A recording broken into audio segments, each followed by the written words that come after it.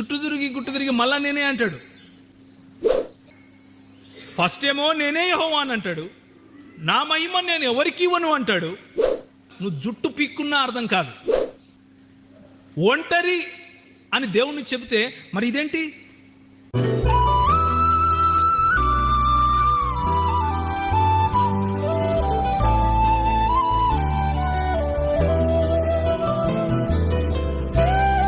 ఆది కాండం నుంచి మలాకీ వరకు ఉన్న పుస్తకాలు ఏవైతే ఉన్నాయో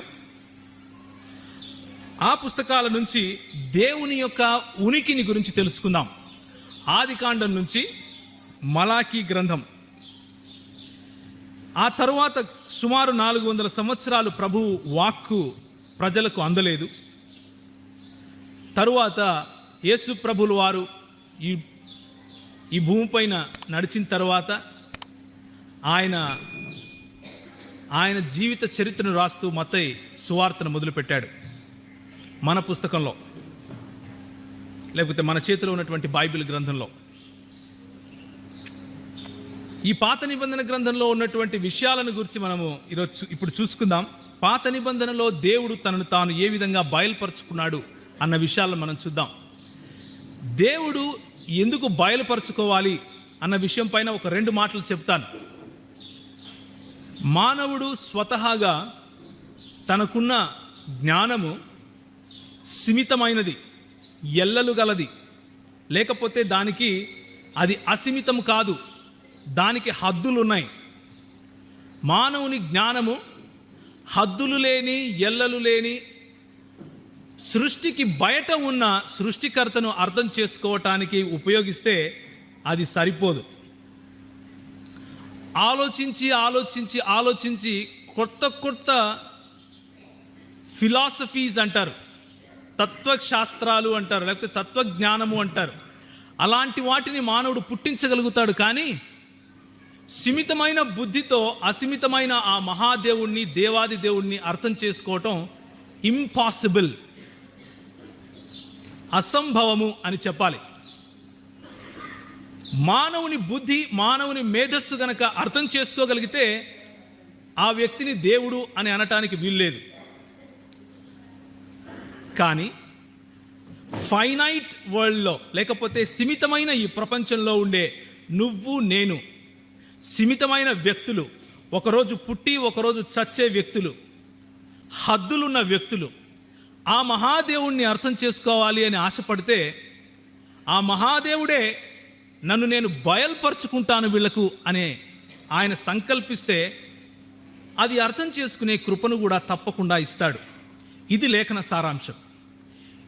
అందుకే లేఖనాలు మనకు ఇవ్వబడ్డాయి.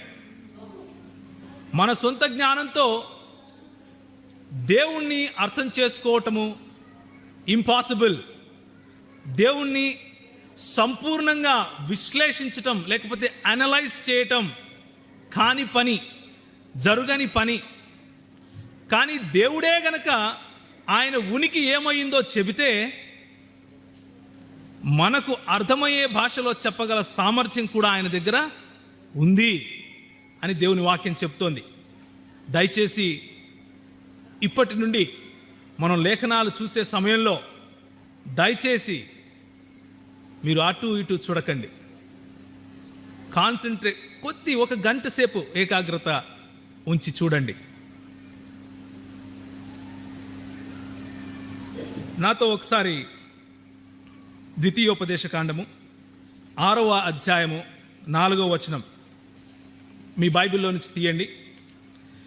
ద్వితీయోపదేశ కాండము 6వ అధ్యాయము 4వ వచనం. తెలుగు భాష స్పష్టంగా చదవగలిగేవారు దయచేసి ఒకసారి గట్టిగా చదవండి. చదవమ్మా.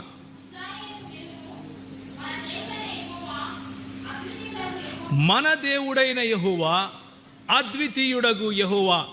మోషే ఇశ్రాయేలుతో మాట్లాడుతూ ఇలా అంటున్నాడు, ఓ ఇశ్రాయేలు, దేవుడెన్నుకున్న జనాంగమా విను, మన దేవుడు అద్వితీయుడు. ఇంగ్లీష్లో ఉంది, hear O Israel, our lord God is one. అద్వితీయుడు అని తెలుగులో అనువాదం చేశారు. వన్ అని ఇంగ్లీష్లో అనువాదం చేశారు. అద్వితీయుడు అంటే అర్థం ఏంటంటే ఆయనను పోలిన వాడు లేడు అని, అలాంటి ఇంకొక ఎగ్జాంపుల్ ఇవ్వలేము అని. ఒంటరి అని కాదు, ఒంటరి అని కాదు, ఒకడే అని అర్థం. ఒకడే అంటే you cannot give any example, ఆయనను పోలి ఇంకొకడు లేడు. ఇక్కడ వాడబడిన హెబ్రీ పదం ఏంటంటే, దీనిని హెబ్రీ భాషలో ఏమంటారంటే ఏకాద్ అని పిలుస్తారు. ఒక్కడే అనడానికి ఏకాద్ అన్న పదమును వాడతారు హెబ్రీ భాషలో. లేకపోతే ఈ బైబిల్ ఒకటి అని చెప్పటానికి ఇది సంఖ్యను చూపిస్తుంది కదా. ఒక బైబిల్, నా దగ్గర నేను ఇంకొక బైబిల్ని తీసుకుంటే ఎన్ని బైబిల్స్ అవుతాయి? 2 బైబిల్స్ అవుతాయి. అలాంటి సమయంలో వాడటానికి ఉపయోగించే పదము యాహిద్. యాహిద్. దేవుని గురించి వాడిన పదము ఎహాద్. ఎహాద్ అంటే సమూహముతో కూడిన లేక ఐక్యతతో కూడిన ఒకటి అని అర్థం. ఉదాహరణకు ఒక స్త్రీ ఒక పురుషుడు ఎంతమంది ఉన్నారండి? ఒక స్త్రీ ఒక పురుషుడు, వారిద్దరూ కలిస్తే ప్రభు ఏమన్నాడు? వారు ఏమవుతారన్నాడు? ఆదికాండము 2వ అధ్యాయము 24వ వచనం. ఆదికాండము 2వ అధ్యాయం 24వ వచనం. కాబట్టి పురుషుడు తన తండ్రిని తల్లిని విడిచి తన భార్యను హత్తుకొనును, వారు ఏక శరీరులు, ఏక శరీరము అవుతారు. ఎన్ని శరీరాలు ఉన్నాయి అక్కడ? ఎన్ని శరీరాలు ఉన్నాయి? కానీ వాళ్ళు హత్తుకున్నప్పుడు ఏమవుతారు? ఇక్కడ వాడిన పదము ఎహాద్. దీనిని ఏమంటామంటే సమూహము గల లేకపోతే ఐక్యత గల ఒకటి అని అర్థం. మన దేవుడు అద్వితీయుడు అన్నప్పుడు వాడిన పదం కూడా ఎహాద్. అదేవిధంగా ఇంకొక వచనం చూడండి, ఆదికాండం 11వ అధ్యాయం 6వ వచనం. ఆదికాండము 11వ అధ్యాయము 6వ వచనం. జనము ఒకటే. జనములో ఎంతమంది ఉంటారండి? మీరంతా ఎవరు? ఎంతమంది ప్రజలు ఉన్నారు ఇందులో? ఒక 100 మంది ఉంటారా? కానీ జనము ఏంటంట? ఒకటే అన్నప్పుడు వాడిన పదము కూడా ఎహాద్. దేవుడు ఒకడే అన్నప్పుడు వాడిన పదము, జనము ఒకటే అన్నప్పుడు వాడిన పదము 2 ఎహాద్. నేను ఈ మాట చెప్పి ఎందుకు పదే పదే ఈ మాటలు చెప్తున్నాను అంటే, మన దేవుడు తనను తాను బయలుపరుచుకున్నప్పుడు ప్రవక్తల ద్వారా ఇశ్రాయేలు జనాంగానికి బయలుపరుచుకున్నప్పుడు మోషే అన్న మాట ఏంటంటే, ఇశ్రాయేలు వినుము, నీ దేవుడైన యెహోవా ఎవరు? ఏకాద్ యెహోవా. షమా ఇశ్రాయిల్ అని పిలిచాడు. షమా అంటే వినుము, ఓ ఇశ్రాయేలు వినుము. అదోనాయ్ ఎలోహీను ఏకాద్, నీ దేవుడైన యెహోవా ఒకడు అని హెబ్రీ భాషలో చెప్పాడు. అక్కడ ఒకడు అన్నప్పుడు వాడిన పదము ఎహాద్. అందులో బహుళత్వము మనకు కనిపిస్తూ ఉంది. అందులో ఒకరి ప్రైజ్ ద లార్డ్. ఒకరోజు పుట్టి ఒకరోజు చనిపోయే వ్యక్తులు, హద్దులు కలిగినటువంటి వ్యక్తులు ఆ మహాదేవుడిని అర్థం చేసుకోవాలని ఆశపడితే, ఆ మహాదేవుడే వీరికి నేనే బయలుపరుచుకుంటానని సంకల్పిస్తే అది అర్థం చేసుకునే కృపను కూడా తప్పకుండా ఇస్తాడని దైవ సేవకులు తెలియపరిచారు. కంటే ఎక్కువ వ్యక్తులు ఉన్నట్లుగా మనకు కనిపిస్తూ ఉంది. బైబిల్ చెప్పే మాట మొట్టమొదటి నుంచి మనం అర్థం చేసుకోవాల్సింది ఏంటంటే, దేవుడు ఒకడే, ఒకే దేవుడు. మనము బహుదైవారాధికులము కాదు. ఒకరికంటే ఎక్కువ దేవుళ్లను ఆరాధించే సమాజానికి చెందిన వారు క్రైస్తవులు కాదు. 66 పుస్తకాలు ఆదికాండం మొదలుకొని ప్రకటన గ్రంథం వరకు చెప్పే మొట్టమొదటి సత్యం ఏంటంటే దేవుడు ఒక్కడే.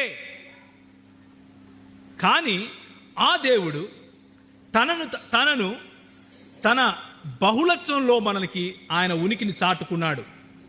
ఒకరికంటే ఎక్కువ వ్యక్తులలో తన ఉనికిని చాటుకున్నాడు. నేను ఒంటరిని అని ఆయన ఎప్పుడు చెప్పలేదు. నేను ఒక్కడిని అన్నాడు. ఏకాద్ అన్నాడు.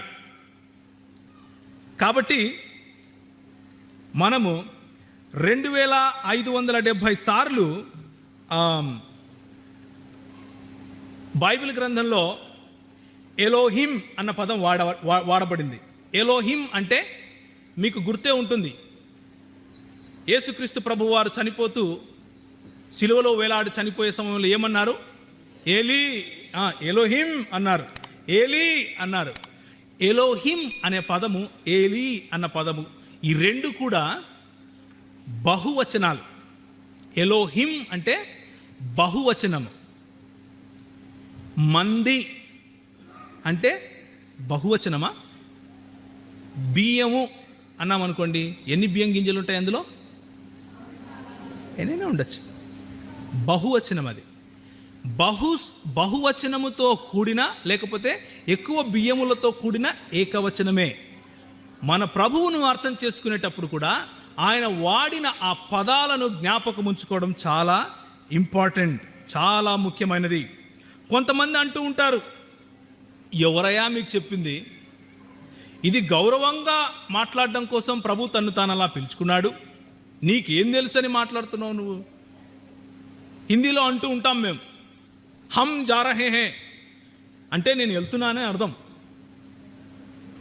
ఆప్ అయ్యే, మీరు రండి అని పిలిస్తే ఎంతమందిని పిలుస్తున్నాను?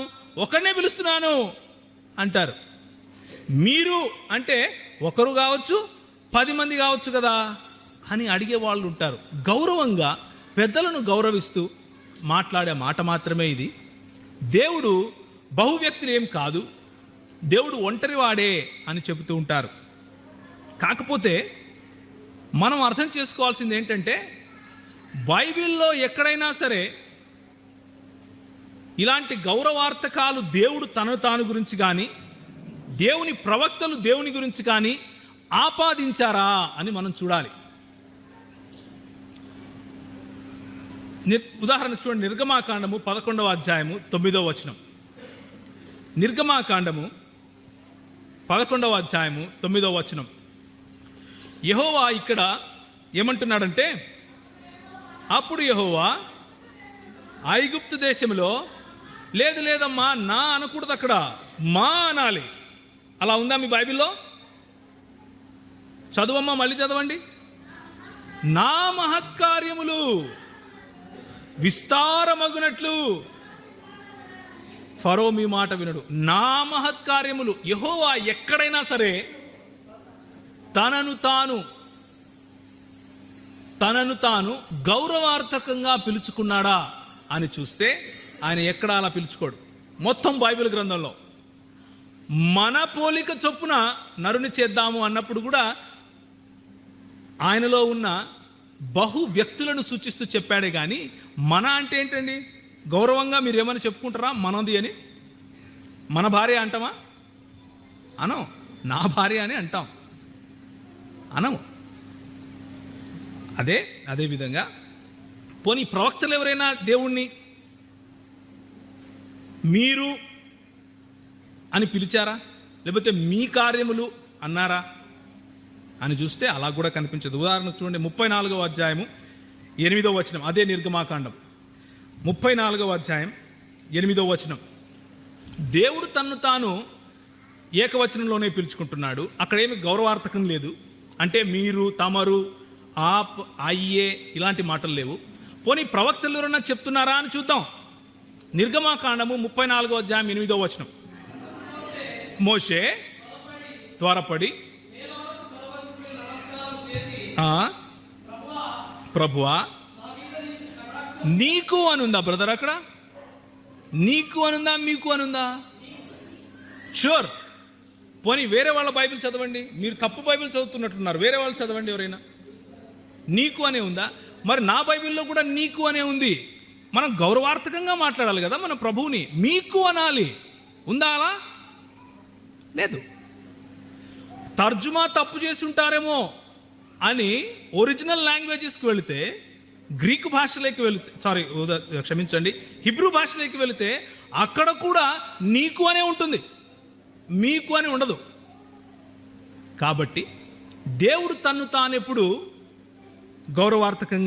గౌరవార్థకాలు పెట్టుకొని పిలుచుకోలేదు. దేవుణ్ణి పిలిచిన దేవుని ప్రజలు మోషే వంటి వారు, దావీదు వంటి వారు, నెహమ్యా అయితేనేమి, ఎజ్రా అయితేనేమి, చివరికి యేసు ప్రభువు కూడా దేవుణ్ణి ఎప్పుడు మీరు, తమరు అని పిలవలేదు. అది హెబ్రీ సంస్కృతిలో లేనే లేదు అలా పిలవటం.